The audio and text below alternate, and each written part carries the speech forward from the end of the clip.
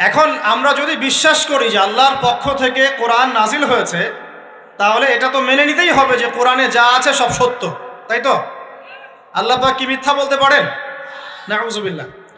এখন কোরআন এবং হাদিসের অনেক বিষয় আমরা প্রমাণ করতে সক্ষম হই আমাদের ক্ষুদ্র জ্ঞানে। আবার এমন অনেক বিষয় আছে যেগুলো আমরা আমাদের ক্ষুদ্র জ্ঞানে প্রমাণ করতে পারি না। যেমন ফেরেশতার অস্তিত্ব কি আমরা প্রমাণ করতে পেরেছি? আপনি কি ল্যাবে প্রমাণ করতে পারবেন?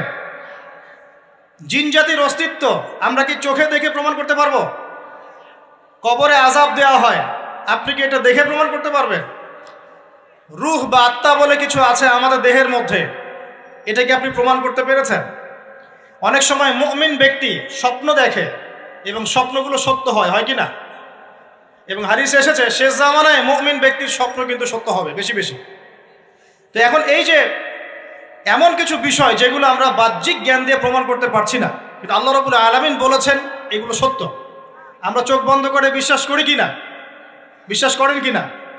জান্নাত দেখেছেন? জাহান্নাম দেখেছেন? না দেখে বিশ্বাস করি কি না? ইমানের কয়টা পিলার বলেন তো দেখে ভাই? কয়টা?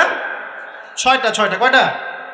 আল্লাহ বিশ্বাস, ফেরেশতাগণে বিশ্বাস, নবী রসুলগণে বিশ্বাস, আসমানি কিতাব সমূহে বিশ্বাস, পরকালের জীবনে বিশ্বাস, তাকদীর বা ভাগ্যের ভালো মন্দে বিশ্বাস। এই ছয়টার মধ্যে শুধু কোরআন এবং মুহাম্মদ সাল্লাল্লাহু আলাইহি ওয়াসাল্লামকে বাদ দিয়ে আপনি কোনোটাই দেখেন না। দেখেছেন? আল্লাহকে দেখেছেন? ফেরেশতা মণ্ডলী, আগের আসমানি কিতাবগুলো, মুহাম্মদ সাল্লাল্লাহু আলাইহি ওয়াসাল্লামকে সাহাবীরা দেখেছেন, আপনি কি দেখেছেন? আগের নবী রাসূলদেরকে দেখেছেন? পরকালের জীবন দেখেছেন? তাকদীর বা ভাগ্যের ভালো মন্দ দেখেছেন? এই যে না দেখে যে আমরা বিশ্বাস করছি, এটার নাম হচ্ছে গায়েবে বিশ্বাস। কিসে বিশ্বাস? এটাই আল্লাহ পাক বলছেন আলিফ লাম মিম যালিকাল কিতাব লা রাইবা ফিহ। আলিফ লাম মিম, এটা এমন একটা কিতাব যেই কিতাব নিয়ে কোনো সন্দেহ সংশয় নাই। হুদাল লিল মুত্তাকিন, এই কিতাব মুত্তাকিদেরকে পথ দেখাবে। কারা মুত্তাকি? আল্লাযীনা ইউমিনুনা বিল গায়বি, যারা এই অদৃশ্যে বিশ্বাস করে। বলেন সুবহান। আল্লাহ পাকের আদেশ পালন করার নিমিত্তে, তার ইবাদত করার নিমিত্তে আমরা আল্লাহ পাকের এই আদেশগুলোকে না দেখেই বিশ্বাস করি। এখন কিছু মানুষ বলতে পারে তাহলে এগুলোর বৈজ্ঞানিক ব্যাখ্যা কি? উত্তর হচ্ছে এই যে কোরআন এবং হাদিসের সব কিছুকে বৈজ্ঞানিক ব্যাখ্যার মানদণ্ডে উত্তীর্ণ হয়ে আসতে হবে জরুরি না এটা। কারণ বিজ্ঞানের অনুসিদ্ধান্তগুলো সময়ে সময়ে বদলে যায়। আল্লাহ রাব্বুল আলামিনের বিধান কখনো বদলাবে না ইনশাআল্লাহ। কথা কি বুঝতে পারছেন? আর আল্লাহ রাব্বুল আলামিন আমাদেরকে অসীম জ্ঞান দিয়ে সৃষ্টি করেন নাই, ক্ষুদ্র জ্ঞান দিয়ে সৃষ্টি করেছে। আমরা আমাদের ক্ষুদ্র জ্ঞানে এতটুকু প্রমাণ করতে পারবো না। ভালো করে বোঝেন, আমরা আমাদের ক্ষুদ্র জ্ঞানে এতটুকু প্রমাণ করতে পারবো না যে আগামীকাল আপনার সাথে কি ঘটবে। বলতে পারবেন? কেউ পারবে? তো যে মানুষ তার সাথে আগামীকাল কি ঘটবে সেটাই বলতে পারছে না, সেই মানুষ কি আল্লাহ রাব্বুল আলামিনের এই মহাবিশ্বের অসীম জ্ঞানের অতল তলে ডুব দিতে পারবে? আমি বলছিলাম ইমানের 6 পিলার কি আপনি চোখে দেখেছেন? তারপরে বিশ্বাস করি কিনা ভাই? আচ্ছা, এখন আমরা এই জায়গায় ছিলাম যে আল্লাহ পাকের জ্ঞানটা অসীম। আল্লাহ পাকের জ্ঞান কি ভাই? আমি অসীমের একটা উদাহরণ দিয়ে বোঝাচ্ছি। মনে করেন এখানে আমরা যারা উপস্থিত আছি, আমরা সবাই জান্নাতে চলে গেলাম, মনে করেন, আল্লাহ কবুল করুন। জান্নাতে যাওয়ার পরে কি সময় শেষ হয়ে যাবে, না সময় আরো চলতে থাকবে? আচ্ছা, জান্নাতে যাওয়ার পরে 1 কোটি, 2 কোটি, 5 কোটি, 10 কোটি, 100 কোটি বছর পর এই জান্নাতীরা কি করবে, কি খাবে, কোথায় ঘুরবে, কোথায় ফিরবে, আল্লাহ রাব্বুল আলামিন এখনই সেটা জানেন। আলহামদুলিল্লাহ, বলেন আল্লাহু আকবার।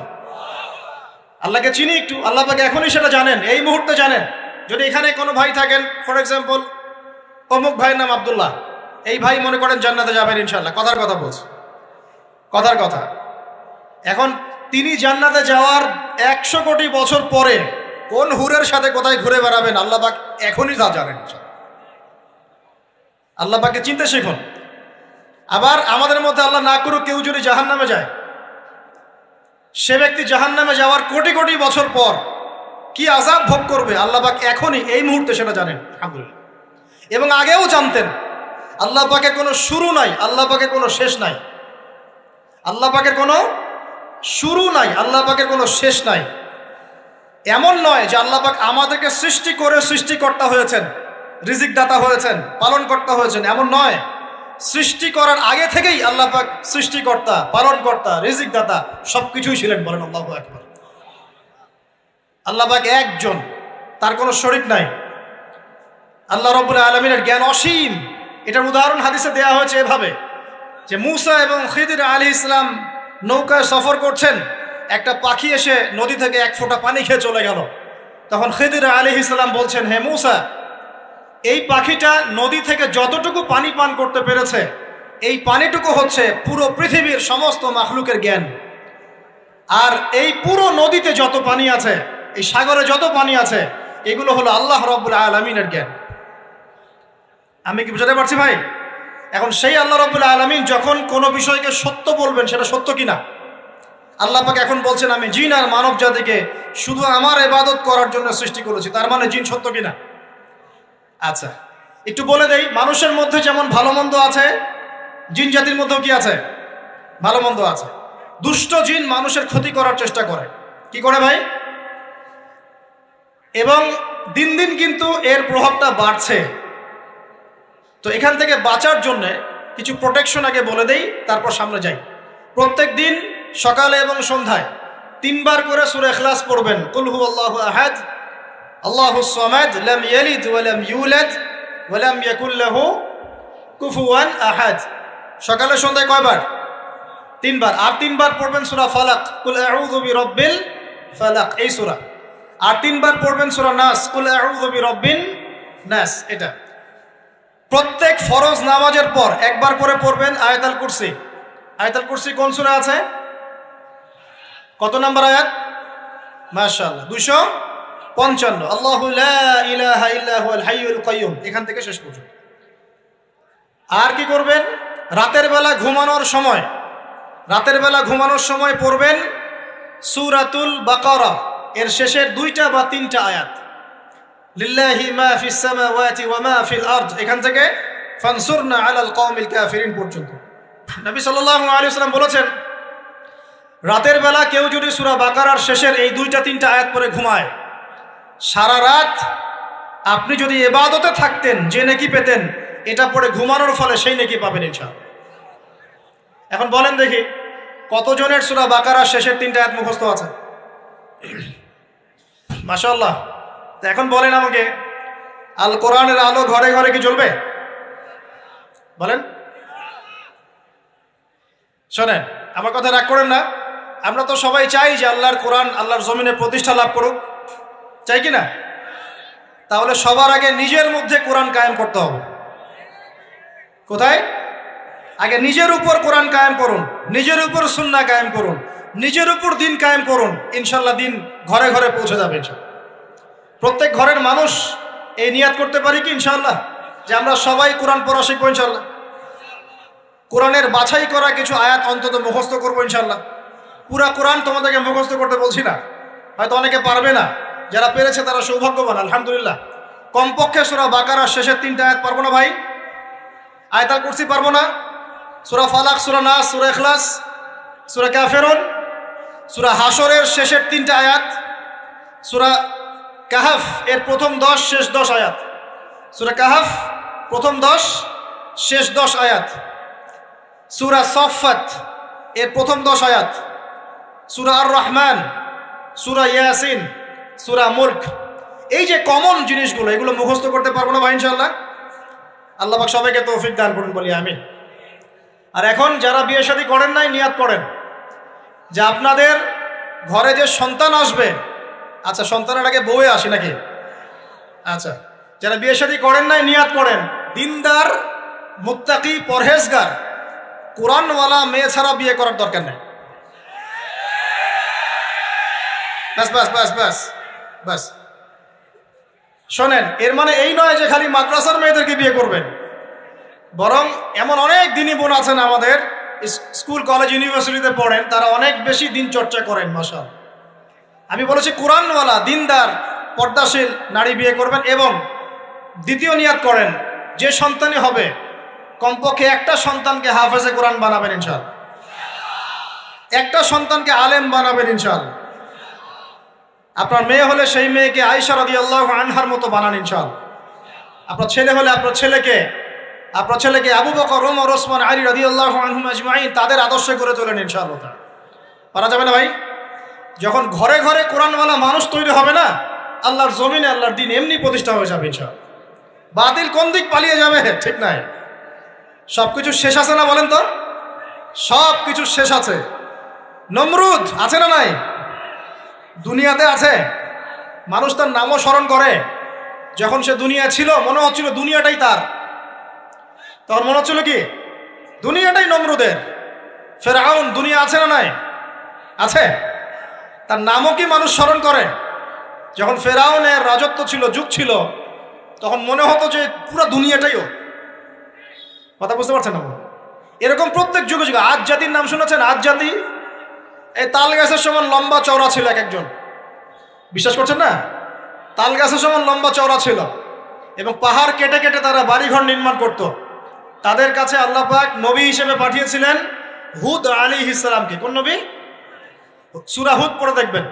আপনি যদি কবিতা, সাহিত্য, ছন্দ এগুলো পছন্দ করেন তাহলে সূরা হুদ আপনার জন্য। সুবহানাল্লাহ। আপনি যদি কবিতা, সাহিত্য, ছন্দ, বালাগাত পছন্দ করেন, সূরা আর রহমান আপনার জন্য, সূরা হুদ আপনার জন্য, সূরা শুআরা এগুলো আপনার জন্য। এত চমৎকার কাব্যিক বিন্যাস আছে, মানে কবিতার ছন্দে ছন্দে উপন্যাস ব্যাখ্যা করা হয়েছে বলে। সুবহানাল্লাহ। মানুষ তো কোরআনকে মূল্যায়ন করে না। আমি লাস্ট জুমার খুতবার একটা লেকচারে বলেছিলাম, সূরা ইউসুফ, এই যে এখন সারা বিশ্বে অর্থনীতি নিয়ে যে কত কথা হচ্ছে, অর্থনৈতিক সংকট, এইটা সেটা বলা হচ্ছে না, সবার ঘরে ঘরে এগুলো আলোচনা হয় তো মাশাআল্লাহ।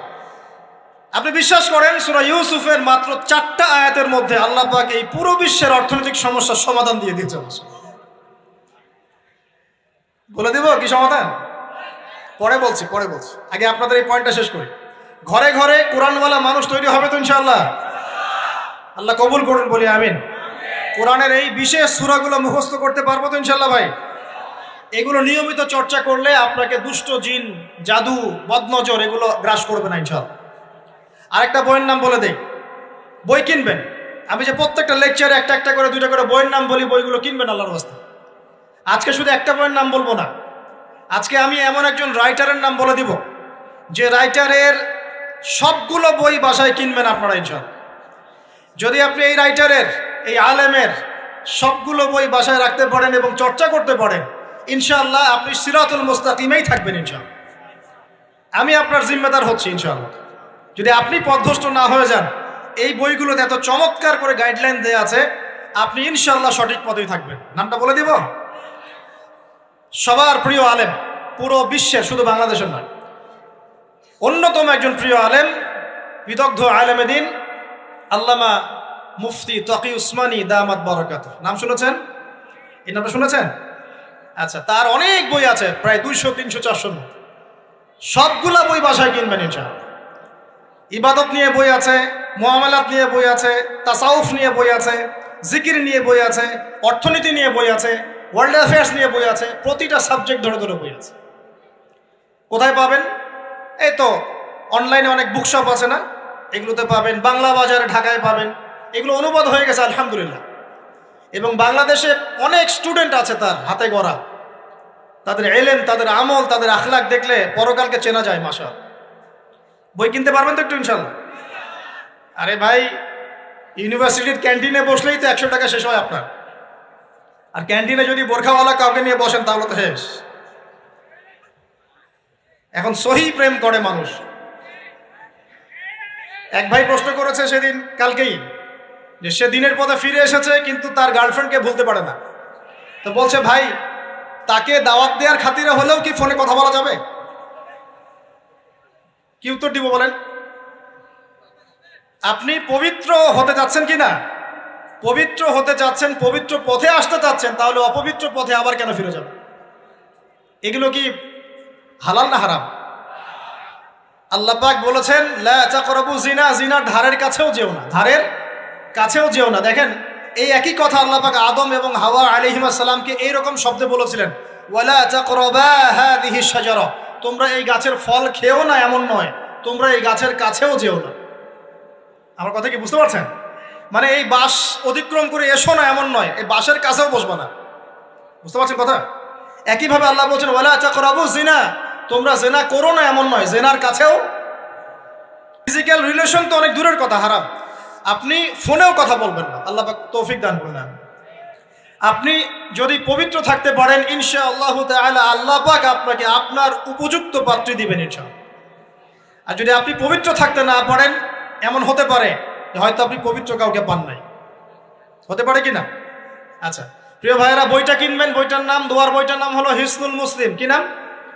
হিসনুল মুসলিম। যদি কিনতে না পারেন, ওই যে প্লে স্টোরে ঢুকেন, প্লে স্টোরে ঢুকে দেখবেন যে একটা অ্যাপস আছে হিসনুল মুসলিম। এখানে যতগুলো দোয়া আছে সবগুলো দোয়া আগামী 1 বছরের মধ্যে মুখস্থ করবেন। রাজি আছেন কি না? আর এখানে সকাল সন্ধ্যায় পড়ার জন্য কিছু দোয়া আছে, সকাল সন্ধ্যায় পড়ার। এই দোয়াগুলো আল্লাহর ওয়াস্তে মুখস্থ করবেন, পারবেন ইনশাআল্লাহ? আল্লাহ তৌফিক দান করবেন, আমিন। আর একটা আমল বলে দিব, তারপর সামনে যাব। সেটা হলো 5 ওয়াক্ত নামাজ তো পড়েন মাশাআল্লাহ, নাকি? কারা কারা নামাজ 5 ওয়াক্ত পড়েন হাত তোলেন দেখি। আলহামদুলিল্লাহ, মাশাআল্লাহ, হাত নামান। আর যারা নামাজ পড়েন না তাদেরকে আমি একটা হাদিস শোনাবো, একটা হাদিস শুনবেন। নবী সাল্লাল্লাহু আলাইহি ওয়াসাল্লাম বলেছেন, قال النبي صلى الله عليه وسلم بين العبد وبين الكفر والشرك ترك الصلاة। আল্লাহ পাকের বান্দা আর একজন কাফের মুশরিকের মধ্যে পার্থক্যই হচ্ছে নামাজ। আল্লাহ পাকের বান্দা মানে মুমিন মুসলিম এবং একজন কাফের মুশরিকের মধ্যে পার্থক্য কি? মান তারাকা সালাতান মুতাআম্মিদান ফাকাদ বারিয়াত মিন যিম্মাতিল্লাহ। কেউ যদি ইচ্ছাকৃতভাবে তার উপর ফরজ নামাজকে ছেড়ে দেয়, সে যেন আল্লাহ পাকের জিম্মেদারি থেকে মুক্ত হয়ে গেল। অন্য হাদিসে আছে মান তারাকা সালাতান মুতাআম্মিদান ফাকাদ কাফার। কেউ যদি ইচ্ছা করে নামাজ ছেড়ে দেয়, সে ব্যক্তি কুফরি করলো। বলি নাউজুবিল্লাহ। আমরা কি কুফরি করতে চাই নাকি ভাই? নামাজের কথা বলেছি, 5 ওয়াক্ত নামাজ কারা কারা পড়েন না হাত তোলেন এবার। আচ্ছা, লজ্জার কিছু নাই। এখন আমার সাথে তওবা করেন, আমার সাথে তওবা করেন, বলেন আস্তাগফিরুল্লাহ আল্লাযী লা ইলাহা ইল্লা হুয়াল হাইয়ুল কাইয়্যুম ওয়া আতুবু ইলাইহি। আল্লাহর কাছে সাক্ষী রেখে বলেন, আল্লাহ আমি জীবনে যত রাকাত নামাজ ছেড়ে দিয়েছি এর জন্য আমাকে মাফ করে দাও। ইনশাআল্লাহ আগামী জীবনে আমি বিনা ওজরে 1 ওয়াক্ত নামাজও বাদ দিব না ইনশাআল্লাহ। রাজি আছেন ইনশাআল্লাহ? বাস এই একটা নসিহত যদি আজকে আপনারা আমল করতে পারেন, ইনশাআল্লাহ আজকের মাহফিল সফল। পারা যাবে? আর বই কিনতে বললাম, 1 নাম্বার কোন বই বলেন? হিসনুল। আর কোন আলেমের নাম বলেছি? আল্লামা, জোরে বলেন। তার অনেকগুলো বই আছে, কেনার চেষ্টা করবেন তো ইনশাআল্লাহ। আল্লাহ পাক তৌফিক এনায়েত করুন, বলি আমিন। তাহলে আমরা সূরা যারিয়াতের 56 নম্বর আয়াতে কি শিখেছি ভাই?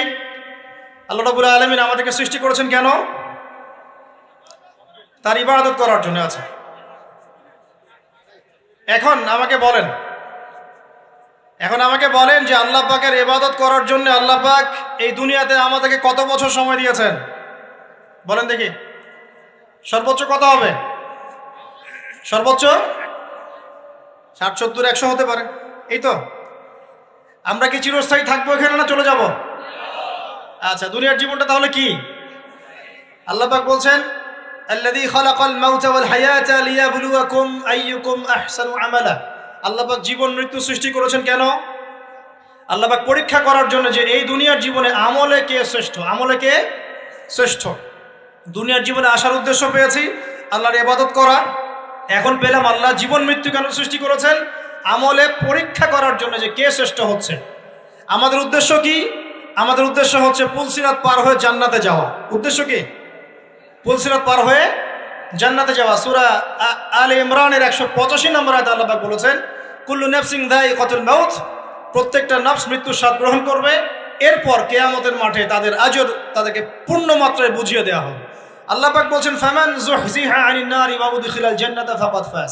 ওই দিন যে ব্যক্তিকে জাহান্নাম থেকে বাঁচানো হবে এবং জান্নাতে প্রবেশ করানো হবে, সেই ব্যক্তি হচ্ছে সফল। কথা ঠিক কিনা? তাহলে উদ্দেশ্য পেলাম তো, আমাদের গন্তব্য পেলাম তো। আমাদের গন্তব্য কি তাহলে? জান্নাত। এখন এই দুনিয়ার জীবনে আমরা সর্বোচ্চ হয়তো 100 বছর বাঁচবো, আল্লাহ ভালো জানেন, তাই তো? এই দুনিয়ার জীবনের এই হায়াতের সবচেয়ে ইম্পর্টেন্ট টাইমটা কোনটা বলেন?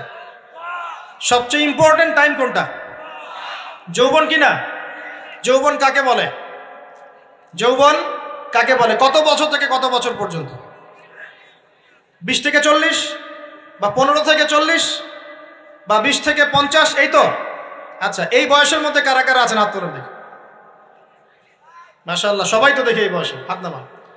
এখন এই বয়স সম্পর্কে আগে 2টা হাদিস শোনেন, আমার দিকে তাকান, তারপরে আমি বলছি অবস্থা কি, করণীয় কি।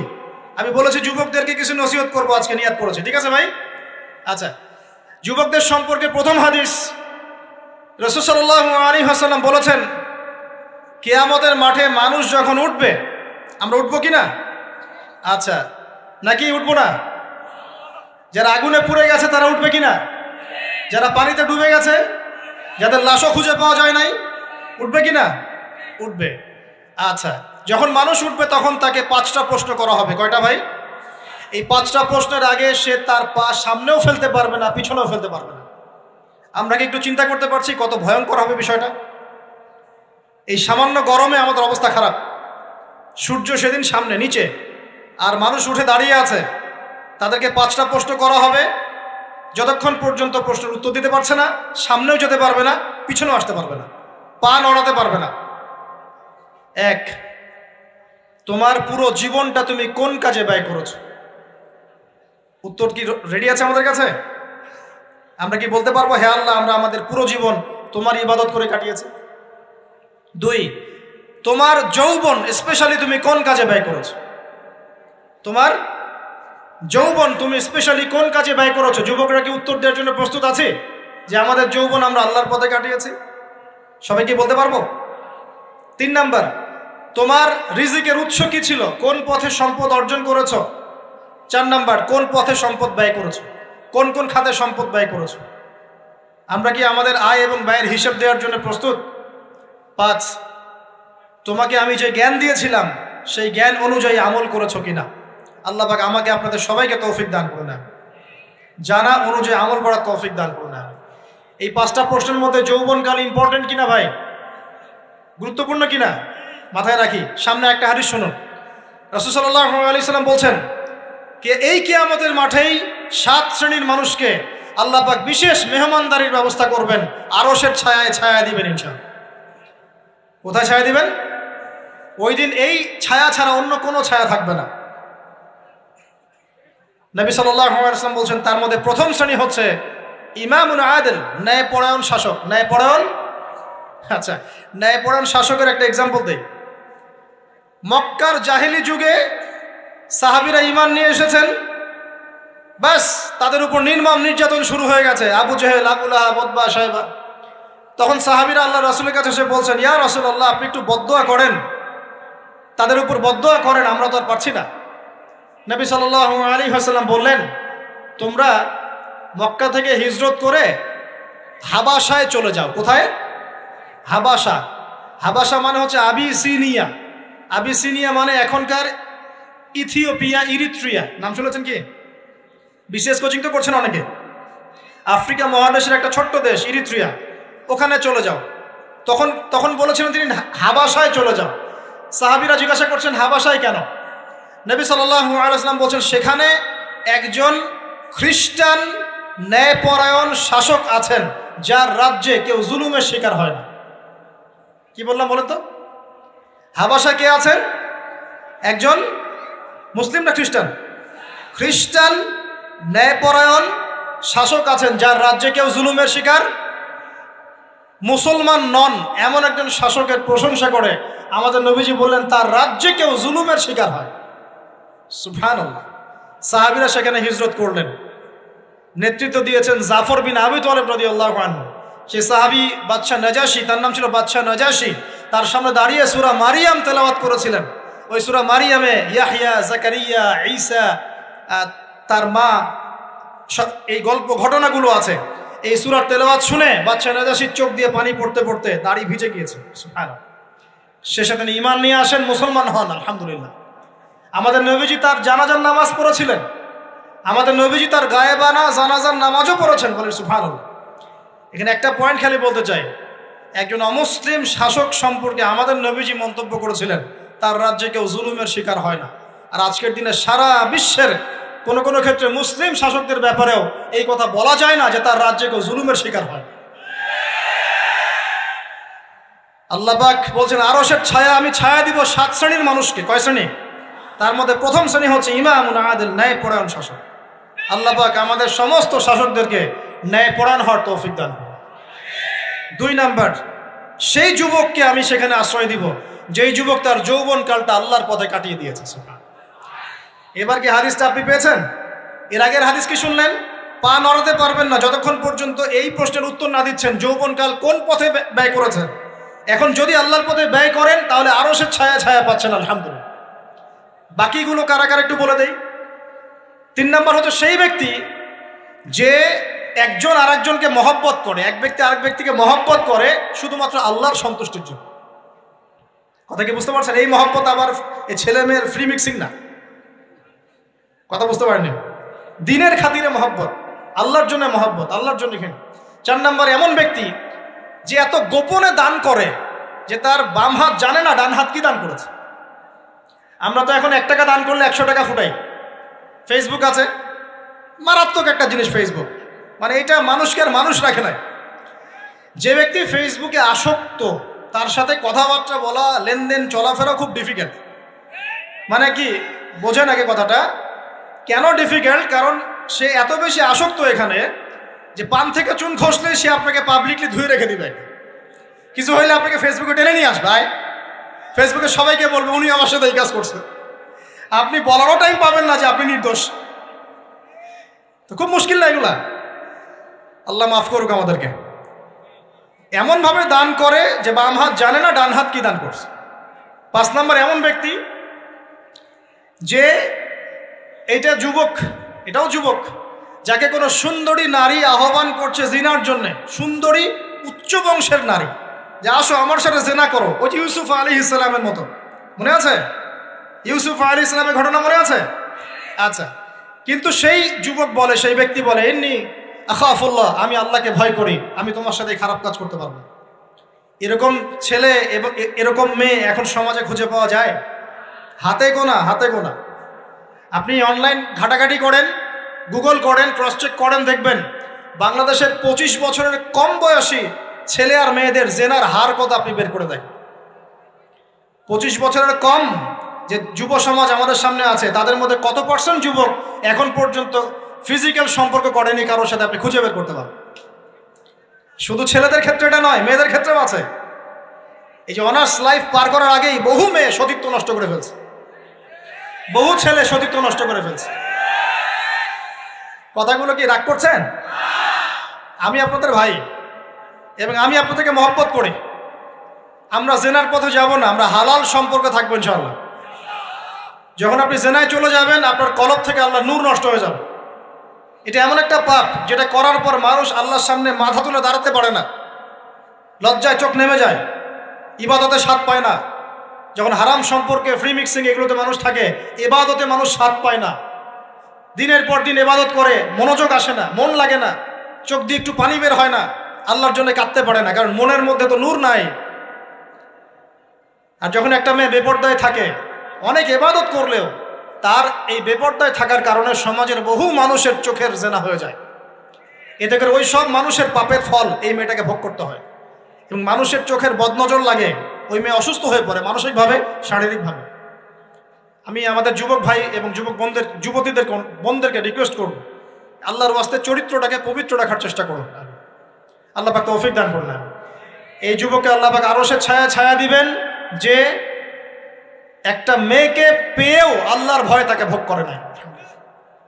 আল্লাহ পাক এরকম যুবক ঘরে ঘরে তৈরি করুন।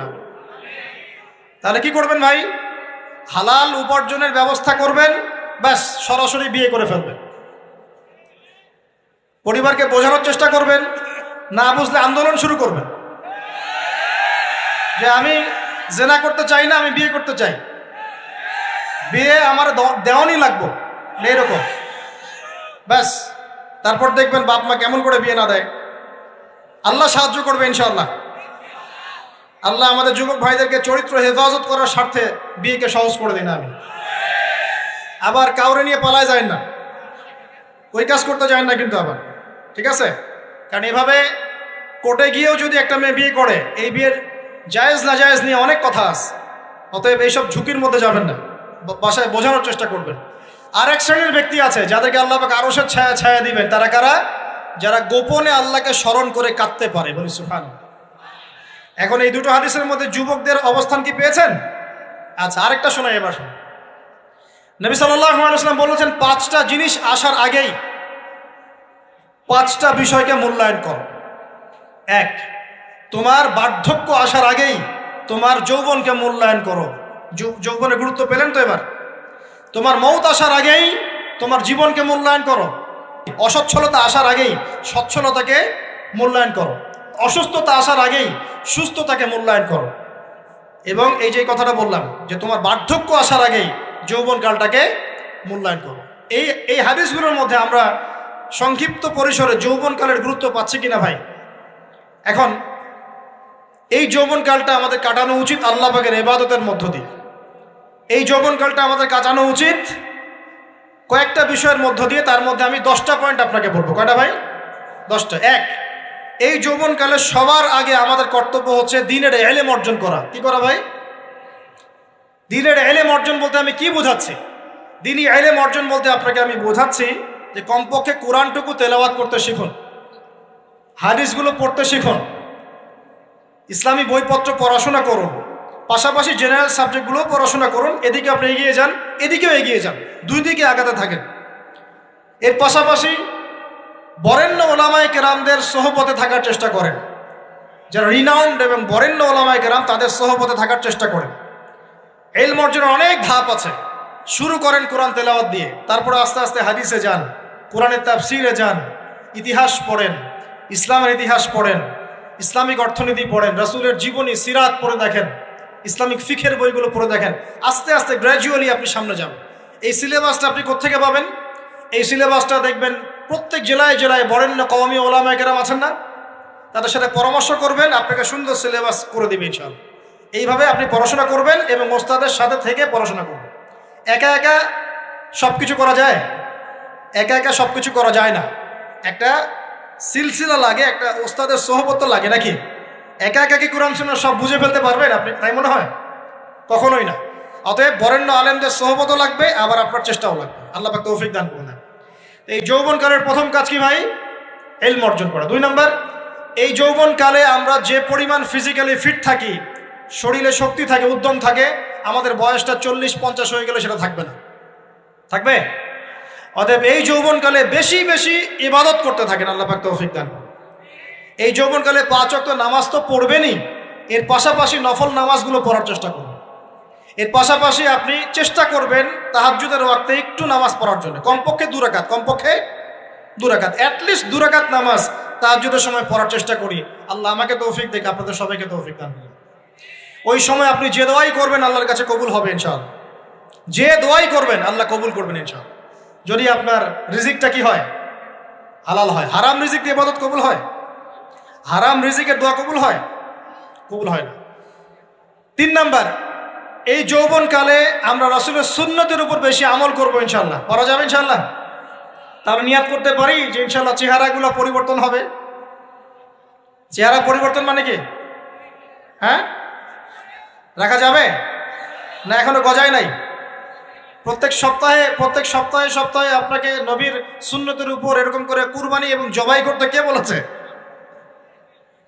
নবী সাল্লাল্লাহু আলাইহি ওয়াসাল্লামের সুন্নতকে জবাই করাটা কি ভালো কাজ? হ্যাঁ বলেন তো। আমরা তো এমন অনেক নাপিত ভাইদেরকে চিনি যারা এই ধরনের বক্তব্যগুলো শুনে আলহামদুলিল্লাহ জীবন পরিবর্তন করেছেন। তার দোকানে লিখে দিয়েছেন এখানে চুল কাটা হয়, দাড়ি শেভ করা হয় না। খুশি হন নাই? মুসলিমদের কথা বলছি, অমুসলিমদেরকে নিয়ে আমাদের চিন্তা নাই তো? চিন্তা আছে। একটা কথা মনে রাখবেন, একটু কথাটা মনের কান দিয়ে শোনেন। দাড়ি হচ্ছে একমাত্র ভিজিবল সুন্নত। দাড়ি হচ্ছে একমাত্র ভিজিবল সুন্নত। ভিজিবল মানে কি? যা দেখা যায়। দাড়ি একমাত্র ভিজিবল সুন্নত, দৃশ্যমান সুন্নত, যেটা নিয়ে আপনি আমি কবরে যাবো ইনশাআল্লাহ। আর কোন সাইন দেখে বোঝার বুদ্ধি নাই এই ব্যক্তি কত বড় মুসলিম, কত বড় সুন্নতের পাবন ছিল। খালি কপালের সেজদার দাগ আর চেহারার দাড়ি বাকি থাকবে। কথা বুঝতে পারছেন ভাই?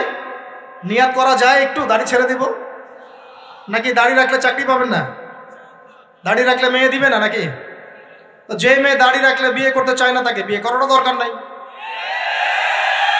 আর দাড়ি রাখলে যে চাকরি আপনাকে ছাড়তে হয় ওই চাকরিও করার দরকার নেই।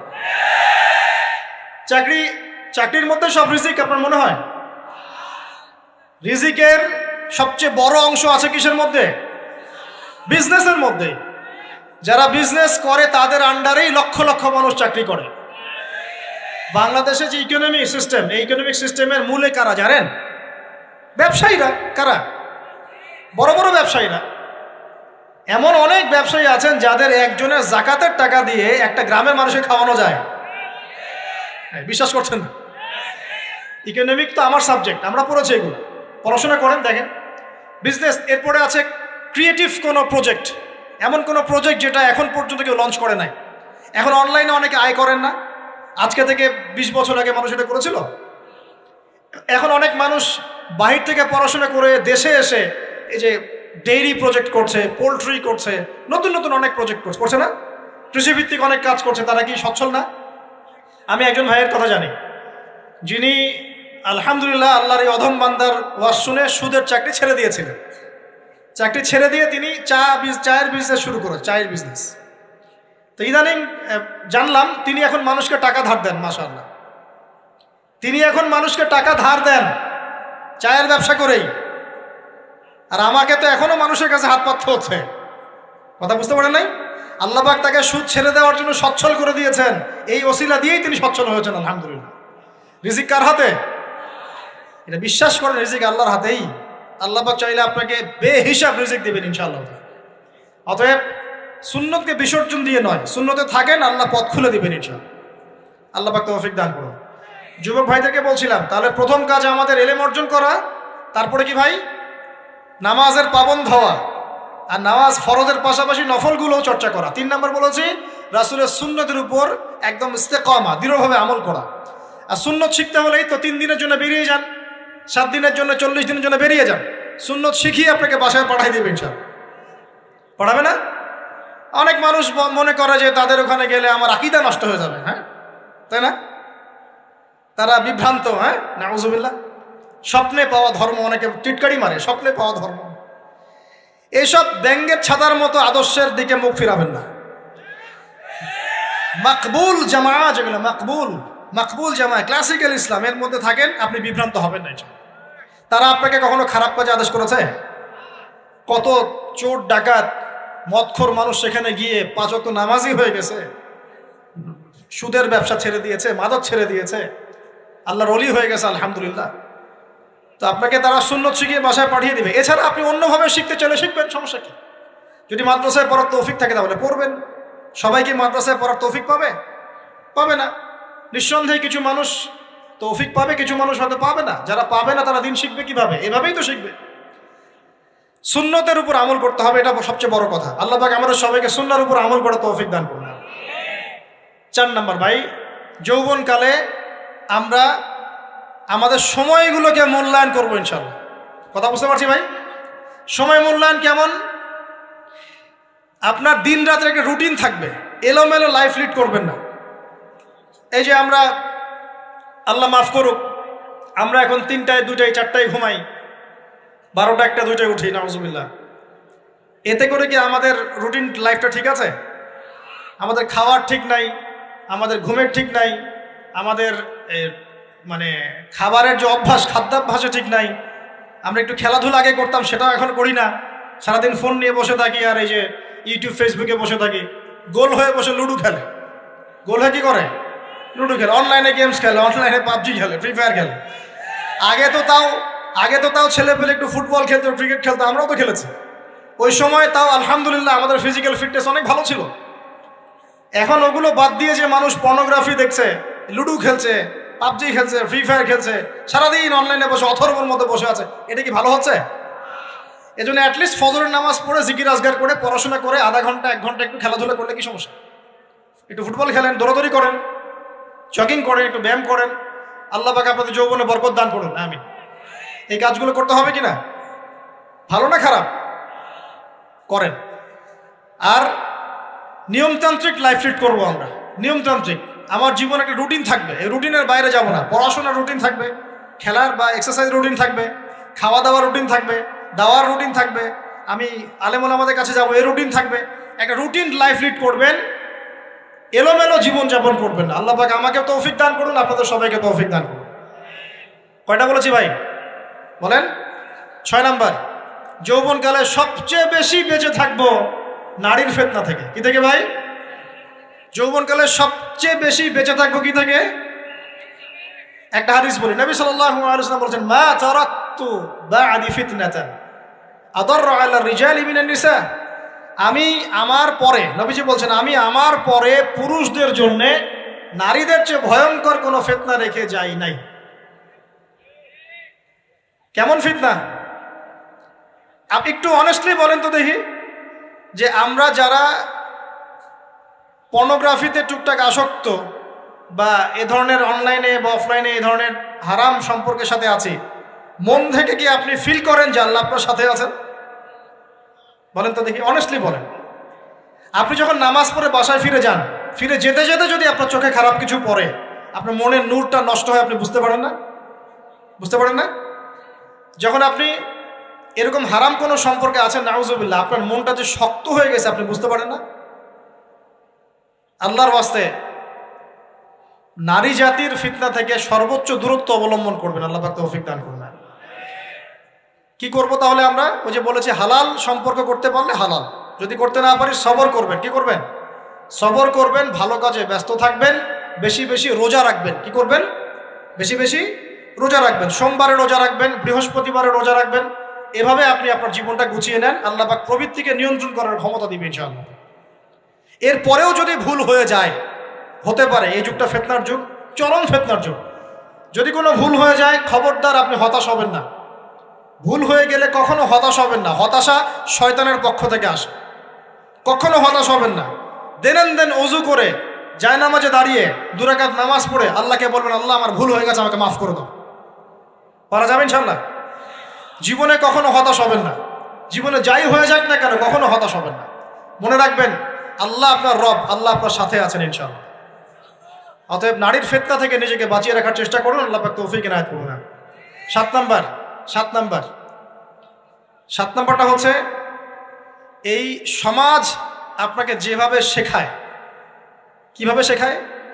এই যে স্কুল, কলেজ, ইউনিভার্সিটি, চাকরি, বিয়ে, সন্তান প্রতিপালন, আর তারপর ইন্না লিল্লাহি ওয়া ইন্না ইলাইহি রাজিউন, এই তো শেখায় নাকি? সবসময় মনে রাখবেন যে আল্লাহ রাব্বুল আলামিনের পরিকল্পনাই আপনার উপরে সবচেয়ে বেশি অগ্রাধিকার যোগ্য, সমাজের পরিকল্পনা নয়। পরিবার আপনাকে চাপ দিচ্ছে, চাকরি পাস না, পড়াশোনা করিস না, হ্যাঁ পড়াশোনায় কেন তুই 80 নাম্বার পাইলি না, কেন চান্স পেলি না, কবে চাকরি পাবি, কবে আমাদেরকে দেখবি, খাওয়াবি, পড়াবি, এই যে চাপগুলো চারপাশ থেকে আসে কিনা? অনেক যুবক দেখা যায় মাদকাসক্ত হয়, অনেকে দেখা যায় আত্মহত্যা করছে ইদানিং, করছে কিনা ভাই? এই শব্দটা থেকে আমি এই পয়েন্টটা আজকে লিখেছিলাম যে ভুলেও আল্লাহর প্রতি বিশ্বাস এবং তাওয়াক্কুল হারাবেন না। সমাজ যেভাবে শেখায়, সমাজ চারপাশে যে চাপ আপনাকে দিচ্ছে, এই চাপে নিজে গা ভাসিয়ে দিবেন না। আপনি আল্লাহর কাছে দোয়া করবেন, আল্লাহর কাছে পথ চেয়ে নেবেন এবং আল্লাহর প্রতি তাওয়াক্কুল ভরসা করবেন। কখনো আত্মহত্যার পথ বেছে নেবেন। কি হয়েছে? 80 নাম্বার পান নাই তো কি হয়েছে? আপনি চেষ্টা করেছেন কিন্তু চান্স পান নাই তো কি হয়েছে? চেষ্টা তো করেছেন আপনি চেষ্টা করেছেন ইউনিভার্সিটিতে চান্সের জন্য, আপনি চান্স পাই নাই, চেষ্টা করেছেন না আপনি? বাস, চেষ্টা করেছেন, পাই নাই, তাকদিরে ছিল পাই নাই, বাস। আমি আমার চেষ্টা করেছি। কখনোই আত্মহত্যার পথ বেছে নেবেন না। আর আমরা পিতা মাতাদেরকে রিকোয়েস্ট করব, কোনো অবস্থাতেই সন্তানকে এত বেশি চাপ দিবেন না যে সন্তানটার এই কোমরটাই ভেঙে চলবে। এই সমস্যাগুলো দিন দিন বাড়ছে সমাজের মধ্যে। কেন এত চাপ দিচ্ছেন? তার প্রতিভা কোথায় খুঁজে বের করুন। তাকে জোর করে কেন টেনে লম্বা করার চেষ্টা করছেন? আমাদের সমাজে বাচ্চা হয়ে গেলেই তার পিঠে একটা সিল মেরে দেয়, হয় ডাক্তার না হলে ইঞ্জিনিয়ার। কেন? এর বাইরে কোনো প্রফেশন নাই? আমার সন্তানকে হয় ঢাকা বিশ্ববিদ্যালয়ে চান্স পেতে হবে, না হলে বুয়েটে, না হলে এখানে। এর বাইরে আর কোথাও পড়ারই জায়গা নাই। আর এখানে পড়লেই আমার সে ছেলে বা আমার মেয়ে একদম সবচেয়ে বড় জ্ঞানী হবে, অন্য কোনোভাবে হবে না, এটা গ্যারান্টি দেওয়া আছে? যারা সভ্যতা বিনির্মাণ করেছেন তারা কয়জন বড় বড় ডিগ্রি সার্টিফিকেট পেয়েছেন খুঁজে বের করে দেখেন, দেখেন খুঁজে বের করে।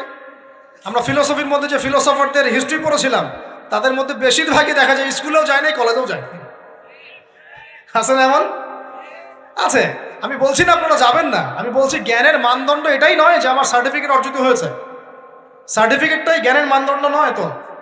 হ্যাঁ, প্রতিযোগিতার একটা জগৎ আছে, আমাকে সে জগৎ উতরাতে হবে। আপনি চেষ্টা করবেন, যদি না হয় তাকদিরে ছিল, হয় নাই, বাস হয় না।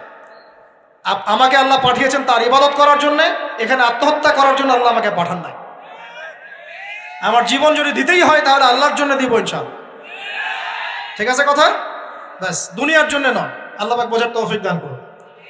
কটা বললাম? 7টা না 8টা? 7টা। 8 নাম্বার, 8 নাম্বারটা ইম্পর্টেন্ট এবং এটা আপনাদের জন্য মজাদার। সেটা হলো 8 নাম্বারটা বেশি ইম্পর্টেন্ট। এটা হচ্ছে দিনের পথে চলার ক্ষেত্রে আপনি অনেক রকম মতবাদ পাবেন সামনে। কেউ বলবে আমারটা সঠিক, কেউ বলবে না ওরটা নয়, আমারটা সঠিক, কেউ বলবে না আমার দলটা সঠিক, কেউ বলবে না ওর সংগঠন সঠিক। এগুলো আপনার কান ভারী করে ফেলবে একদম। তখন মনে হবে যে আগেই ভালো ছিলাম রে ভাই, নামাজ পড়তাম না, এখন নামাজ পড়া শুরু করে দেখলাম যে আরে হাতটা বাঁধবো কোথায় এটাই তো ফিক্স করতে পারতেছি না। এখন আমার কিছু তো অভিজ্ঞতা আছে ভাই, নাকি ভাই? ওর আলোকে একটা কথা বল, সেটা হলো সমাজে কিছু ইখতিলাফি মাসআলা আছে, এই মাসআলাগুলো কানেও ঢুকাবেন না। আপনি ইবাদতের মধ্য দিয়ে আল্লাহকে পাওয়ার চেষ্টা করুন। এবং চিরায়ত একটা ইসলাম আমরা ফলো করছি না, এই ইসলামের মধ্যে এমন কিছু নাই যেটা আপনাকে জাহান্নামে নিয়ে যাবে, এমন কিছু নাই। হ্যাঁ, প্রত্যেকটা ঘরানার মধ্যে কিছু বিভ্রান্ত মানুষ থাকতে পারে, এমন কিছু মানুষ এমন আমল করছে যে আমলটা হয়তো কোরআন এবং হাদিসে নাই। এটা তার সমস্যা, কোরআন সুন্নাহর সমস্যা নয়। কথা বুঝতে পারছেন? এটা তার সমস্যা, সে এটাকে সেই বেদাতটা করছে, সেই শিরকটা করছে। তার মানে এই নয় যে কোরআন হাদিস আমাকে শিরক শিখিয়েছে, বেদাত শিখিয়েছে। কোরআন এবং হাদিসে যেটা আছে এটা সুন্দর এবং এটা চিরায়ত একটা ক্লাসিক্যাল ইসলাম আমাদের কন্টিনেন্টে আছে, বাংলাদেশেও আছে। এখানে থাকলে আপনি বিভ্রান্ত হবেন না ইনশাআল্লাহ তাআলা। বরেণ্য ওলামায়ে কেরামদের কাছে গিয়ে অন্তত একজন হকপন্থী আলেমের সাথে পরামর্শ করে আপনি আমল করার চেষ্টা করুন। আর যে বিষয়গুলো নিয়ে ইখতিলাফ আছে এগুলো নিয়ে সমাজে মতপার্থক্য সৃষ্টি করে সমাজটাকে বিভক্ত করতে যায় না। আল্লাহর ওয়াস্তে মসজিদ ভাগ করতে যায় না, সমাজকে ভাগ করতে যায় না। জাতিগত ঐক্যটা রক্ষা করেন, আল্লাহ পাক বোঝার তৌফিক দান। আর যদি মানুষের মধ্যে খারাপ কিছু দেখি, ওই খারাপ কিছু বিষয়টা আমি এড়িয়ে যাবো ইনশাআল্লাহ। আর কোনটা ভালো কোনটা খারাপ আমি বুঝবো কিভাবে? আমি 10 জন আলেমের সাথে পরামর্শ করবো, বাস। আমি এত বড় আলেম নই, তাহলে আমি 10 জন আলেমের সাথে পরামর্শ করব যে হুজুর এই বিষয়টা চলছে, এটা সম্পর্কে আসলে বিষয়টা কি। একটা ঘরানার দিকে কখনো আপনি সাম্প্রদায়িকভাবে বায়াস্ট হয়ে যাবেন না। আপনি আপনার চিন্তাটাকে লিবারেল রাখবেন, হকটা যেখানে পাবো সেটা নিব ইনশাআল্লাহ। এমন নয় যে উনি বলেছেন বলেই হক আর কারোটা নিব না, ওনারটাই নিব, এভাবে চিন্তা করবেন না। হক যেখানে আছে সেখানে যাবেন আপনি ইনশাআল্লাহ। আল্লাহ পাক আমাদেরকে বোঝার তৌফিক দান। আর যে ইখতিলাফগুলো আছে এগুলো নিয়ে সমাজকে বিভক্ত করতে যায় না, মতানৈক্য নিয়েই ঐক্য হবে ইনশাআল্লাহ তাআলা। আল্লাহ পাক আমাদেরকে কথাটা বোঝার তৌফিক দান। আর শেষের দুটো হলো যৌবনকালে আমরা আমাদের পরবর্তী জীবনের প্রস্তুতি গ্রহণ করবো ইনশাআল্লাহ। কারণ বার্ধক্যের জীবনে আপনি কিন্তু এই কাজগুলো এখন করতে পারছেন, সেগুলো পরে পারবেন না। অতএব এই সময়ই আপনি আপনার রিজিকের একটা অংশ সঞ্চয় করার চেষ্টা করুন, কিছু সাস্টেইনেবল অ্যাসেট করার চেষ্টা করুন, যাতে পরবর্তী বয়সে গিয়ে আপনাকে দিনের দিকে কাজ করার জন্য দুনিয়ার ফিতনায় পড়তে না হয়। আল্লাহ পাক আপনাদেরকে হালাল রিজিকের ব্যবস্থা করে দিন, আমি দোয়া করি আল্লাহুম্মা আমিন। আর সবশেষ যেটা বলতে চাচ্ছিলাম, দেখুন যৌবনকালে আমরা যা করতে পারবো অন্য সময় পারি না।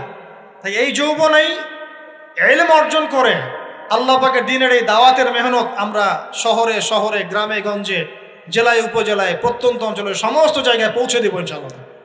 যৌবনকালে আমরা বেশি বেশি দাওয়াতি কাজ করার চেষ্টা করবো, আল্লাহ পাক তৌফিক দান করুন। যতটুকু জানেন, আপনি এতটুকু জানেন না যে নামাজ পড়তে হয় 5 ওয়াক্ত, তাহলে নিজে পড়েন, মানুষকে নামাজের দাওয়াত দেন। আপনি এতটুকু জানেন না যে ভাই সুদ খাওয়া হারাম, জানেন কি না ভাই? ব্যাস আপনি মানুষকে বলেন যে ভাই হালাল খাই, সুদ না খাই।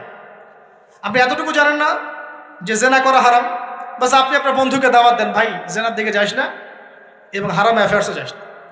যতটুকু জানেন অতটুকু মানুষের কাছে পৌঁছে দেন। আল্লাহ পাক তৌফিক দান করুন। যুবক ভাইদেরকে আমি এই 10টা নসিহত করলাম আছে, এই নসিহতগুলো একটু মেনে চলেন, যৌবনটা সুন্দর হবে ইনশাআল্লাহ। এছাড়া আর অনেক নসিহত আছে, এগুলো ওই যে বইগুলোর নাম বলে দিয়েছি, আল্লামা তাকি উসমানী হুজুরের যে বইগুলো, এগুলো পড়েন, ইনশাআল্লাহ দেখবেন আরো অনেক হেদায়েত আপনি পাবেন। মোটা দাগে কথা হচ্ছে ইলম অর্জন করতে হবে। রাজি আছে কিনা ভাই? রাজি আছে কিনা বলেন? ইলম অনুযায়ী আমল বাড়িয়ে দিব। রাজি আছে কিনা? হকপন্থী ওলামায়ে কেরামের সাথে পরামর্শ করে চলবো। রাজি আছে কিনা? আমরা যৌবনকালে হালাল রিজিক অন্বেষণের চেষ্টা করবো। রাজি আছে কিনা? যৌবনের সময়কে বিন্যাস করে চলবো, এলোমেলো জীবনযাপন করবো না। রাজি আছে কিনা? নারীদের ফিতনা থেকে বেঁচে থাকার চেষ্টা করব। রাজি আছে কিনা? আগামী দিনের জন্য, ইসলামকে এগিয়ে নেওয়ার জন্য দাওয়াতের মেহনত করব। রাজি আছে কিনা? আচ্ছা, এখন আসেন, এগুলো আমাদের করণীয় ছিল, আমাদের যুবকরা এখন করছে কি সেটা শুনুন। আমাদের যুবকরা এখন কিশোর গ্যাং করছে। কিশোর গ্যাং কি করছে? আপনাদের পরিবারের কর্তা যারা আছেন তাদেরকে আমি একটু রিকোয়েস্ট করবো, আপনার সন্তানের দিকে খেয়াল রাখেন। আপনার সন্তানকে যত ছোট মনে করছেন, আপনার সন্তান এখন এত ছোট নয়। কিশোর বয়সে সে এমন পাপও করে ফেলেছে যা আপনি এখনো করেন নাই। কিশোর বয়সে এমন এমন পাপ করা তার শেষ যা আপনি এখনো চিন্তাও করতে পারেন না। অতএব সন্তানকে শুধু গায়ে গতরে বড় করলে হয় না। আমরা যে সন্তানকে মানুষ করার জন্য নিজের ঘাম ঝেড়ে দিচ্ছি, মানুষ করার অর্থ হচ্ছে ওর আত্মাটাকে গড়ে তোলা, দেহটাকে গড়ে তোলা নয়, তার আত্মাটাকে গড়ে তুলুন। সন্তান থেকে খেয়াল রাখেন। ঢাকা শহরে কিশোর গ্যাংয়ের দৌরত্বে টেকা যাচ্ছে না। রাস্তাঘাটে ছিনতাই করছে, মাদক সেবন করছে, মানুষের সম্পদ মোবাইল ধুপ করে কেড়ে নিয়ে দৌড় দিচ্ছে, এক গ্যাং আরেক গ্যাংয়ের সাথে মারামারি করছে। এগুলো শিখছে কোত্থেকে? এগুলো শিখছে আপনার ওই যে অপসংস্কৃতি দেখে দেখে। পশ্চিম থেকে, আমাদের পার্শ্ববর্তী থেকে অনেক অপসংস্কৃতি ঢুকছে ভিতরে, ওটা দেখে দেখে দেখে দেখে শিখছে কি করতে হয় না করতে। দুইটা গ্যাং তৈরি করছে এবং সিনেমাতে যেমন দেখানো হয় সে নিজেকে ওই রকম করে চিন্তা করা শুরু করেছে। এই কনসেপ্টগুলো মানুষ পাচ্ছে কোথায়? নাটক সিনেমা থেকে পাচ্ছে। একটা দল ক্রিয়েট করেছে, সে সেই দলের নেতা হয়েছে, আরেক দল তাকে মারতে আসছে, সে আবার তাকে মারতে যাচ্ছে। এই যে জিনিসগুলো, এগুলো নাটক সিনেমায় দেখানো হচ্ছে না এখন? যুবকরা শিখছে কোত্থেকে এগুলা? বাংলাদেশের মেয়েদেরকে একসময় শেখানো হয়েছে তুমি সুন্দর না, তুমি কি না, তাদের মনে ঢোকান তুমি সুন্দর না, আরো সুন্দর হতে চাও, আরো সুন্দর হতে চাও, এই ক্রিম মাখো সুন্দর হয়ে যাও। এই একটা কনসেপ্ট ঢুকিয়ে দিছে মাথায়, তুমি সুন্দর না, তোমাকে আরো সুন্দর হতে হবে। আল্লাহ তোমাকে যে সৌন্দর্য দিয়েছেন এটা যথেষ্ট না, অন্যরা আরো অনেক বেশি সুন্দর, তুমি সুন্দর না, এই ক্রিম মাখো সুন্দর হবে। এই করতে করতে করতে ক্রিমের ব্যবসা শুরু হলো। বাণিজ্য, সবকিছুর পিছনে কি থাকে? বাণিজ্য, আর কিচ্ছু না। তারপর শুরু হলো যে পার্লার, অমুক ক্রিম তমুক ক্রিম, অমুক সোনো, এই সেই, বাস মেয়েরা পাগল হয়ে গেল। ব্যাস নতুন নতুন আমরা আমাদের সংস্কৃতি ধারণ করে যে কাপড় চোপড়গুলো পরি, কিছু মানুষ শেখালো এর চেয়ে এই ফ্যাশনটা ভালো, এটা পরো। ব্যাস ঈদে ঈদে নতুন নতুন ফ্যাশন আসা শুরু করলো। আরে পাঞ্জাবি পায়জামা পরা তো আমাদের বাপ দাদাদেরই সুন্নত, এটা বাঙালিদেরই সুন্নত। সব বাদ দিয়ে এখন আমরা কি শুরু করেছি দেখেন তো। তো এগুলো কিন্তু মিডিয়া দিয়ে আপনাদেরকে ঢোকানো হয়, মিডিয়া থ্রু দিয়ে। আমরা দেখছি এখন যুবকরা, বহু যুবক মাদকাসক্ত হয়ে যাচ্ছেন, হচ্ছেন কি না? কিসের এত হতাশা ভাই? কি হয়েছে? আপনার গার্লফ্রেন্ড আপনাকে ছেড়ে চলে গেছে? তা গেছে না হয়তো, কি হয়েছে ভাই? কি হয়েছে? গার্লফ্রেন্ড ছেড়ে চলে গেছে তো কি হয়েছে? আল্লাহ পাকের জমিনে কি মেয়ের অভাব নাকি? 40 জন নারীর দায়িত্ব একটা ছেলেকে নিতে হবে সে জামানায়, মানে মা, বোন, ফুপু, খালা, স্ত্রী, এই সব মিলে 40 জন কাঁধে উঠে যাবে। এখন ঘরে ঘরে মেয়েদের সংখ্যা বাড়ছে না? নবীজি বলেছেন শেষ জামানায় মেয়েদের সংখ্যা বাড়বে, ছেলেদের সংখ্যা কমবে। কমছে কি না ছেলেদের সংখ্যা? এখন হয়তো এভারেজ 100, 104, পরে দেখবেন আরো বেড়ে গেছে। শুধু আমেরিকার হিস্ট্রি ঘেটে দেখেন, ওখানে ছেলে মেয়ের অনুপাতটা কেমন, কমছে সব জায়গাতে, আরো সামনে কমবে। তো একজন গার্লফ্রেন্ড আপনাকে ছেলে চলে গেছে, ব্যাস জীবনটা উৎসর্গ করে দিতে হবে তার জন্য? এখন কি ফেন্সিডিল, গাঁজা, ইয়াবা এগুলো সেবন করতে হবে? আপনাকে কে সৃষ্টি করেছেন ভাই? কি উদ্দেশ্যে? প্রথমে কি একটা বলেছে, কি উদ্দেশ্যে? আমাকে আল্লাহ পাঠিয়েছেন দুনিয়াতে নামাজ পড়তে, রোজা রাখতে, দিনের প্রচার করতে, দিনের জ্ঞান অর্জন করতে, এই তো। তা আমি একজন মেয়ের জন্য জীবন নষ্ট করে দিব কেন? আমি তাহলে আল্লাহর কাছে কি মুখ দেখাবো আর নবীর কাছে কি মুখ দেখাবো? ওখানে গিয়ে বলবো আল্লাহ আমি আমার অমুক প্রেমিকার জন্য আশেক হয়ে একদম জীবন দিয়ে দিয়েছি, আত্মহত্যা করেছি? গেছে ভাই, যাইতে দেন। যে ব্যক্তি আপনার অবস্থানকে মূল্যায়ন করে নাই সে আপনার যোগ্য ছিল না। এখন আপনি কি করবেন? নিজের অবস্থান উন্নত করেন, আপনার পিছনে লাইন ধরে ঘুরবে ইনশাআল্লাহ। এটাই বাস্তবতা। দুনিয়া খুব খারাপ জিনিস। মানুষ মানুষের অবস্থানকে মূল্যায়ন করে, মানুষ মানুষের অবস্থানকেই মূল্যায়ন করে, কিন্তু আল্লাহ রাব্বুল আলামিন আপনাকে সর্বাবস্থায় ভালোবাসেন। আলহামদুলিল্লাহ। এই যে আমরা এখন অনেক পাপ করছি না, আল্লাহ কি আমাদেরকে আযাব দিয়ে ধ্বংস করে দিয়েছেন? আল্লাহ পাক এখনো আমাদেরকে ভালোবাসেন, রহম করেন, আল্লাহ পাক অপেক্ষা করছেন কখন তওবা করবে, আমি তওবা কবুল করব। এই কখন আমার বান্দা খালি একবার বলে আস্তাগফিরুল্লাহ, আল্লাহ পাক সাথে সাথে মাফ করে দেবেন। আর সেই আল্লাহকে ভুলে আপনি কার পিছনে ছুটছেন? আমরা কিন্তু নিয়াত করতে পারি ভাই যে আমরা যারা ওয়াজ শুনলাম জীবনে কোনোদিন সিগারেটে হাত দিব না ইনশাআল্লাহ। রাজি আছি ভাই? অন্য বড় বড় জিনিস তো বহুত দূরের কথা। আচ্ছা, অনেকে রাজি হয় নাই কেন? আপনারা কি অলরেডি আসক্ত? আমি অনেক ভাইকে দেখেছি মাশাআল্লাহ ইফতার খুলেই একদম বেনসন টানা শুরু করে। হ্যাঁ, এটা যে হারাম আপনাদেরকে কেউ ওয়াজ করে শোনায় নাই? এটাকে কি মনে করেন আপনারা, হারাম না হালাল? কেউ বলেছে মাকরু, নাকি মাকরু ফতোয়া দিয়েছে?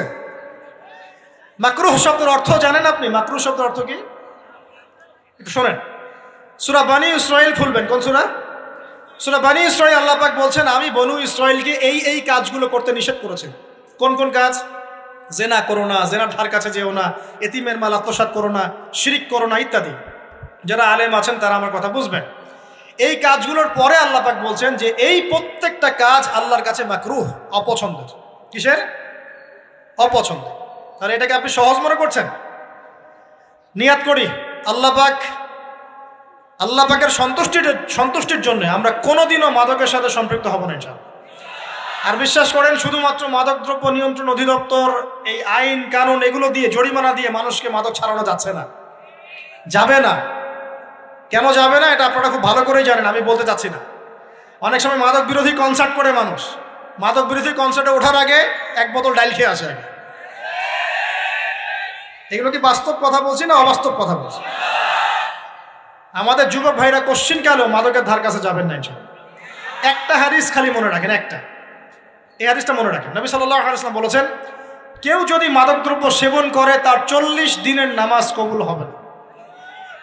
সিগারেট একটা খেয়েছি, 40 দিন নামাজ নাই। এরপর যদি সে তওবা করে আল্লাহ মাফ করে দিবে। আবার যদি মাদক খায় আবার 40 দিন কবুল হবে না। যদি আবার তওবা করে আল্লাহ মাফ করে দিবে। আবারও যদি খায় আবারও 40 দিন কবুল হবে না। আবারও তওবা করলে আল্লাহ আবার মাফ করে দিবে। চতুর্থবার সে যদি মাদক খায়, আল্লাহ রসুল সাল্লাল্লাহু আলাইহি ওয়াসাল্লাম বলছেন আল্লাহ পাক কিয়ামতের মাঠে তাকে তিনাতুল খাবাল পান করাবেন। কি পান করাবেন? তিনাতুল খাবাল। সাহাবীরা বললেন ইয়া রাসূলুল্লাহ এটা কি? তিনাতুল খাবাল কি?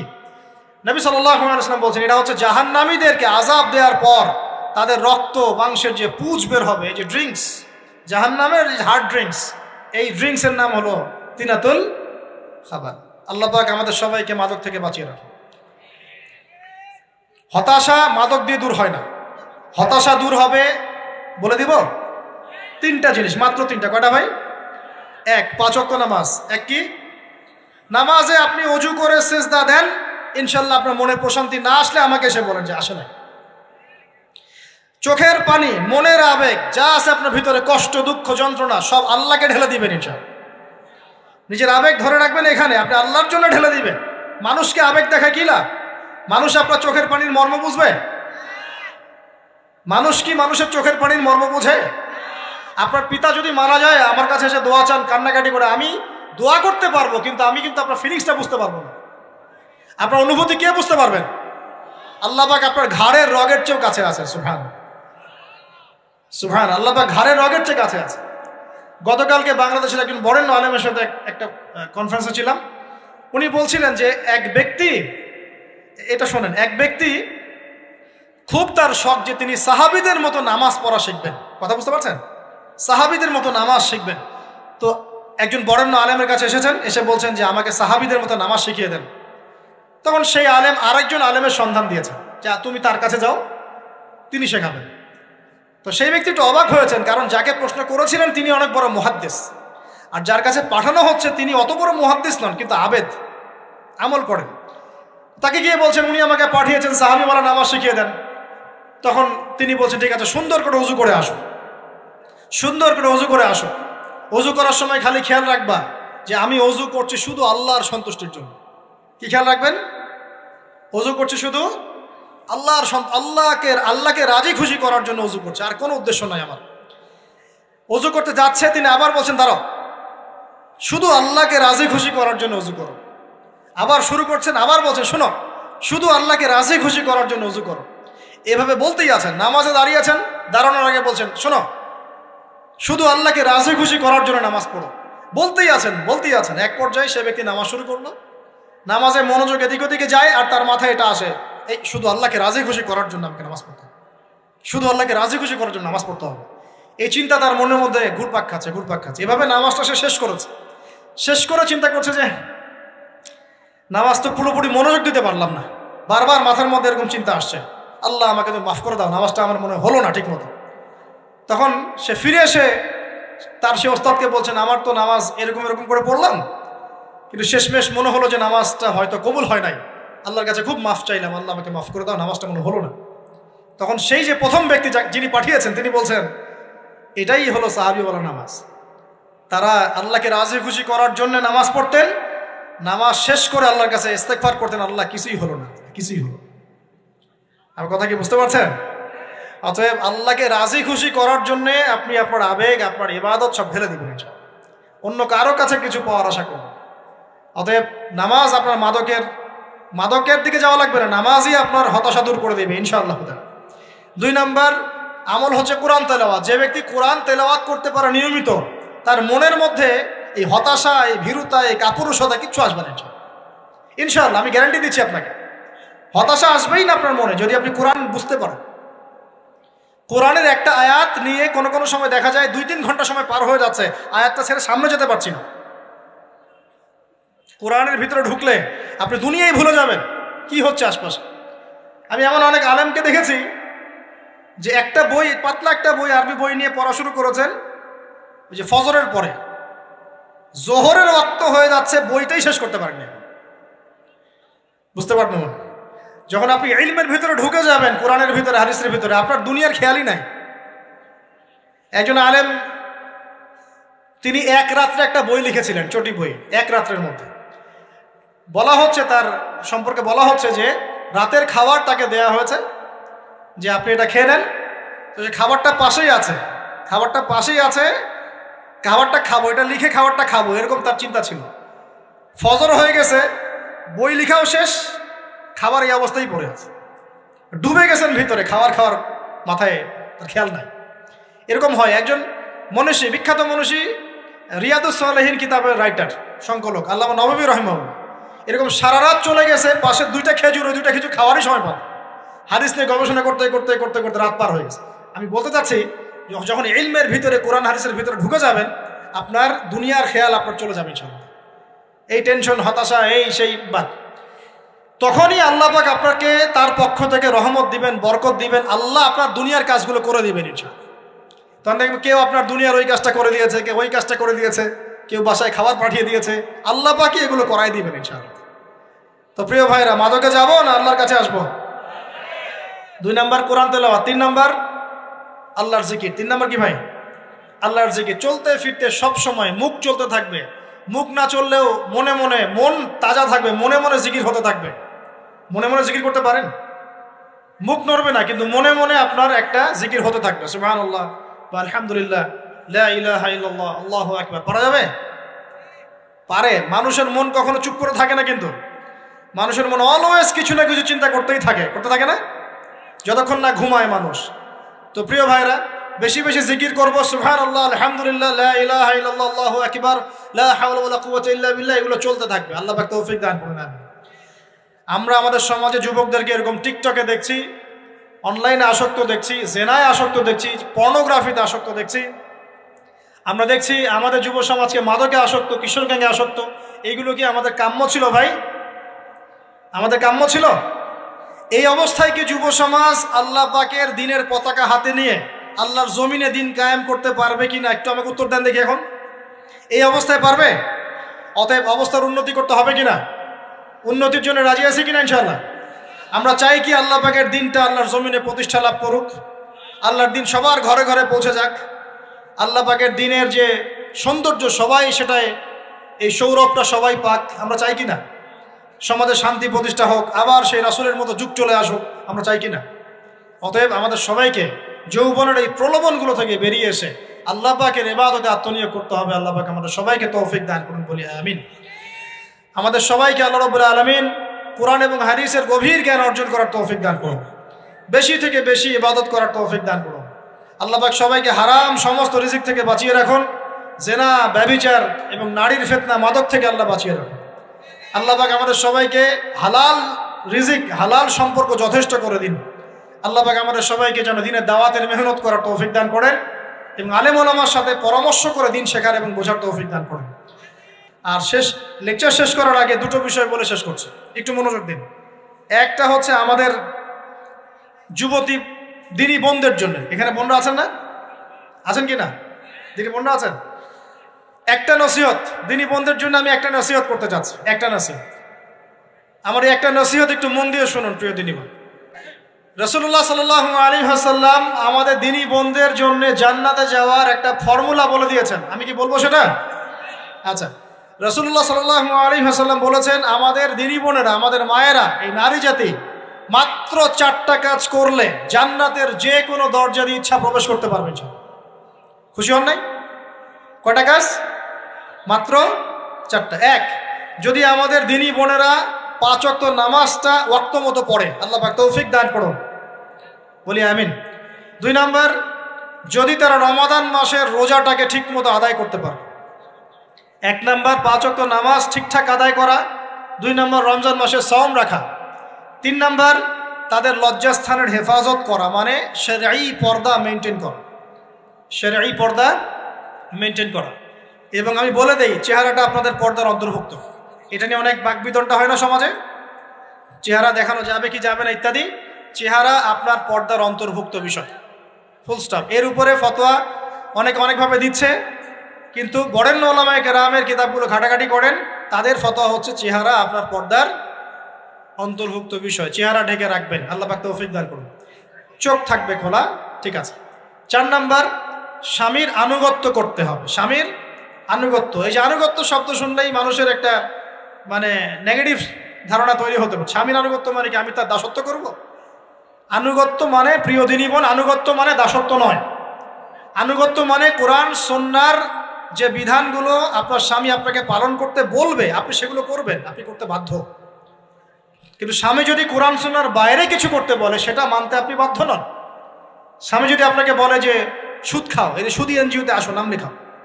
স্বামী যদি আপনাকে বলে যে আসো বেপর্দায় বাইরে যাই, সাজুগুজু করে বের হও, চলো ঘুরে আসে বেপর্দায়। স্বামী যদি বলে দেবরকে একটু খাবারটা দিয়ে আসো, আমার অফিসের কলিগ আসছে, খাবার পরিবেশন করো, আসো ডাইনিংয়ে আসো। এই যে হারাম কাজ, বেপর্দার আদেশ করছে, সুদের আদেশ করছে, আপনি সেগুলো পালন করবেন। কিন্তু হালাল বৈধ যে কোনো বিষয় আপনি স্বামীর আনুগত্য করবেন, এটা আপনার উপর ফরজ। এই 4টা কাজ যদি আপনি করতে পারেন, জান্নাতের যে কোনো দরজা দিয়ে ইচ্ছা আপনি প্রবেশ করতে পারবেন ইনশাআল্লাহ। আল্লাহ পাক আমাদের দিনী বোনদেরকে এই 4টা কাজ করার তৌফিক দান করুন। আমাদের সবাইকে আল্লাহ পাক জান্নাতের জন্য কবুল করুন, বলি আমিন। আর একটা বিষয় বলতে চাচ্ছিলাম, সেটা হলো ওই যে প্রথমে বলেছি যে সূরা ইউসুফের সেই সমাধানটা বলবো কি না? আচ্ছা, সূরা ইউসুফটা ইনশাআল্লাহ আমি আরেকদিন পুরো সূরাটা সংক্ষিপ্ত করে আলোচনা করব ইনশাআল্লাহ। যদিও একটা লেকচারে সম্ভব হবে বলে মনে হচ্ছে না আমার কাছে, 2টা বা 3টা লেকচারে নিয়ে আসবো ইনশাআল্লাহ। তবে আজকে একটা চিস্ট খালি বলছি। ইউসুফ আলাইহিস সালামের জীবনটা খুবই ট্র্যাজেডিপূর্ণ।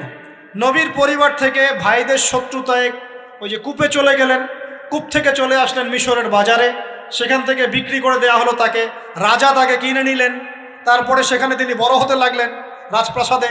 তারপরে ওই যে রাজার কি স্ত্রী তাকে জেনার জন্য আহ্বান করেছিল, সেখান থেকে তিনি জেলখানায় চলে গেলেন, আবার জেলখানা থেকে আবার মিশরের খাদ্য মন্ত্রণালয়ের দায়িত্ব পেলেন, তারপরে তিনি মিশরের শাসকের দায়িত্ব পেয়ে গেছেন, তাই তো? আচ্ছা, এর মধ্যে একটা জায়গা খালি বলবো আজকে আপনাদের। টপিকটা কি দিবা তোমরা? টপিকটা হচ্ছে চলমান বৈশ্বিক অর্থনৈতিক সংকটে ইউসুফ আলাইহিস সালামের সমাধান মনে থাকবে। চলমান এই বৈশ্বিক অর্থনৈতিক সংকটে ইউসুফ আলাইহিস সালামের সমাধান কি ছিল? ইউসুফ আলাইহিস সালাম জেলখানায়, কোথায় বলেন তো? জেলখানায়। তখন দুজন ব্যক্তি তাকে বলছে, ইউসুফ, আমরা দুজন দুটো স্বপ্ন দেখেছি, তুমি কি স্বপ্নের ব্যাখ্যা দিতে পারবে? আমরা তোমাকে সত্যবাদী বলে মনে করি। ইউসুফ আলাইহিস সালাম বলছেন, খাবার আসার আগেই তোমাদেরকে স্বপ্নের ব্যাখ্যা দিয়ে দেব। একজন বলছে, আমি দেখলাম আমার মাথায় রুটি রাখা আছে আর পাখি এসে রুটির থেকে খেয়ে ফেলছে। আমার কথা বুঝতে পারছেন কিনা ভাই? আচ্ছা, দুই নাম্বার, দ্বিতীয় ব্যক্তি বলছে, আমি দেখলাম আমি শরাব পান করাচ্ছি আমার মনিবকে। কথা বুঝতে পারছেন?